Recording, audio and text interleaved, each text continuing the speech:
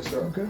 Yes, we're definitely back. So here I brought a couple of investment items you can use, right, or you can invest into. So I brought the silver coin, 1 ounce. You can, there you go. I brought some gold bars.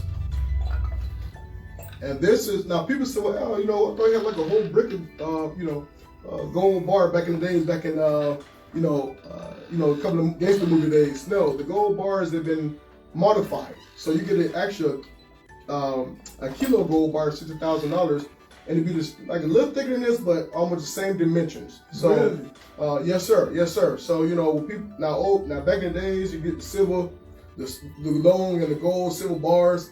That's obsolete, and it's smart because my personal opinion, they done so they can melt down the big gold, make them smaller so it can be plentiful for other people to invest. Okay. The gold been around for years, if not generations. It's right? it's the currency that really never loses value. That's true.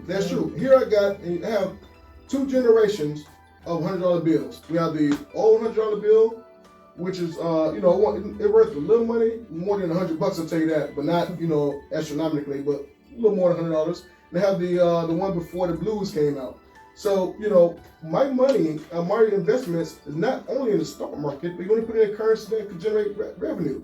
It's not only into currency or stock market, also into pianos, right? Big grand pianos. If it's in a certain design on it or a year. So generational wealth is mainly for individuals that want to leave items or belongings to their loved ones. And the reason why I bring it back to youth and young adults is so important to today's time, and I speak up on this, and my team and I are working together to build something great in the upcoming months for the youth and young adults, is that we need to teach them more so about financial literacy. Mm-hmm. Right? We need to teach them more so, like college don't have to be the go-to educational component. They have to be successful. No, most of my friends, he started a business at age 18 and he been retired since he was in his 30s and he's like 60 something now. Wow. So we don't need to be fixated on education to become rich, right? Financial literacy is the key. So when you look at investments, look at the stock market. You say, what should I invest into? How much should I start with? Well, I can't tell you how much when I first started, it was $20. And that was 10 years ago, just to get the hang of it. And then I said, well, let me take up take a financial market course there, get a better understanding. And I was able to, complete that. Now I understand how to invest into the market. I operate for 3 platforms. One for tracking, one for investment, other for investment. And the reason why I use 2 different platforms for investment, I don't want to Stash, Robinhood, and Webull.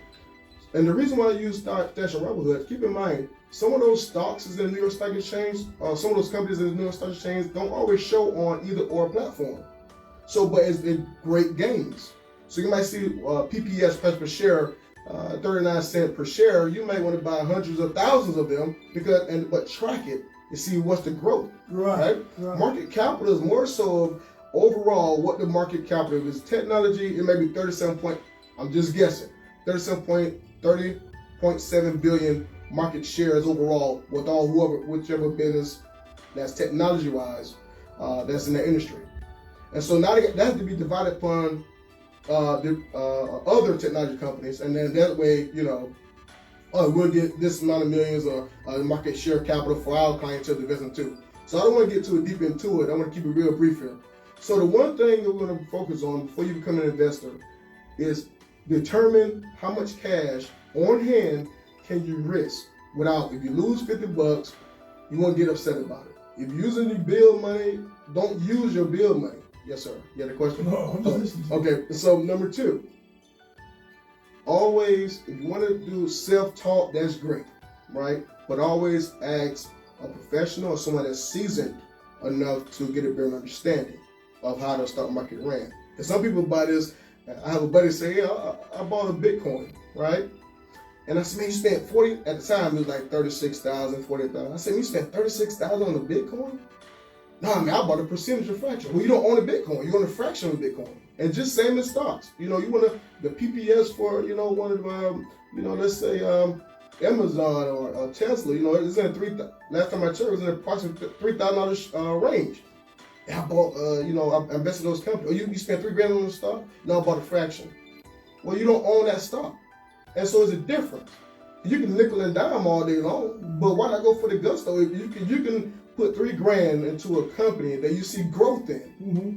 Now, if it's just sustainable, is that 3,500 last week and 3,500 2 years ago, for example, then and it shoots up to 3,700 and it may peak out at $4,000, but gonna drop that down to 35. You may say, oh, this is a good investment for me.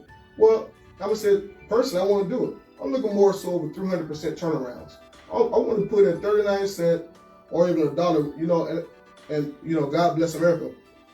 When the epidemic occurred, that was the best time for individuals to invest. Yeah, because you have a whole bunch of millionaires made during the pandemic. Right, and I took advantage of that myself.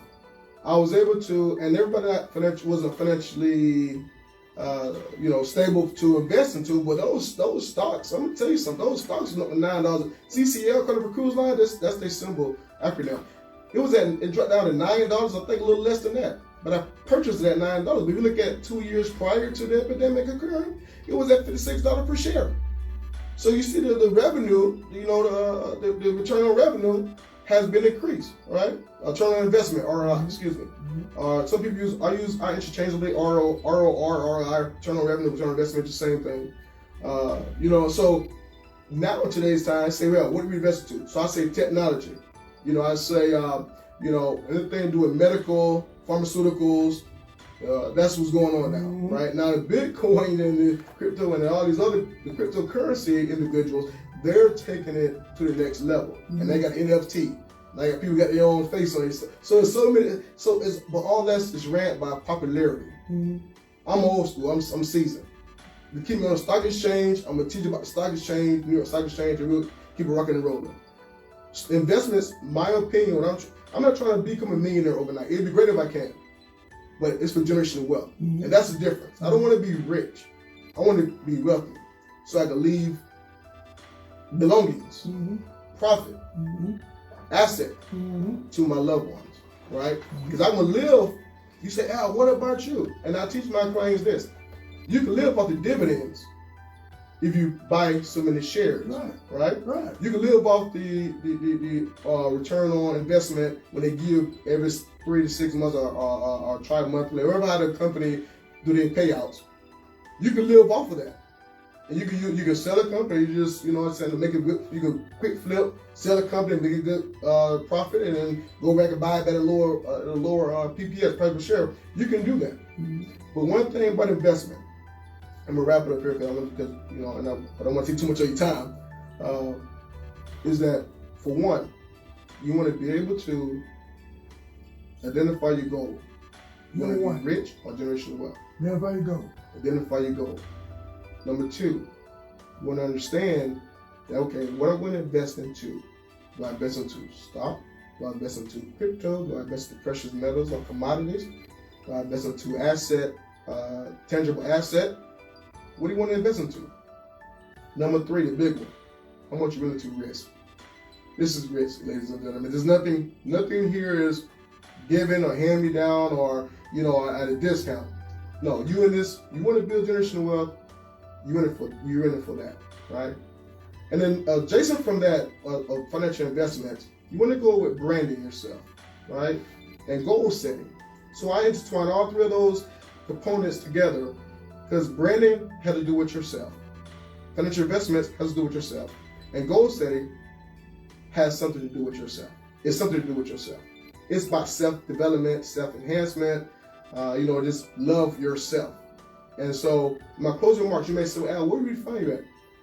I don't have a website. I'm more like a, word of mouth, or I'm on social media platforms, Al, A-L, Life Coach, Lifecoach, Bush. You'll see part of my office on my Facebook page as my profile picture and Generation Wealth Coach and advisor underneath it. And also you call my number, 386-866-9437, 386-866-9437. That's my direct business line. And I have a sit down with you as well. I look over portfolios. I even establish portfolios. I help people establish portfolios as well, financial portfolios as well. And so we'll get more detailed about the market capital. Once we do it, one day, I don't know, I'll have to get with my cousin here and see. One day I can bring my laptop in and show like a brief example of how to track a company. Because a lot of people know how to do that, right? They say, how you track a company? And, you know, and the reason I like to do it because you can show the high and the lows, right? What's the growth and what's not the growth, right? If I'm buying a share at $3.56 or $3, you know, $3.56 a share of a company, and then it shoots up to $5, but the low has always been $1.25 2 years prior. Well, I'm gonna capitalize that. I'm gonna buy $3.56, shoot at $5. I'm gonna hurry sell it because it's gonna drop down $3.56 or you're gonna stabilize. That makes sense? Gotcha. So I won't take too much of your time, but I really do appreciate you for giving me this platform and just networking with me, right? And you're one of my biggest supporters, man. I really appreciate that. You know, along with other businesses, you know, Justice at Trucking and Marines Quality Catering and Restorative Global Ministries. And so I've been blessed to be around great people such as yourself and also companies. So thank you so much No, for thank you everything. for that.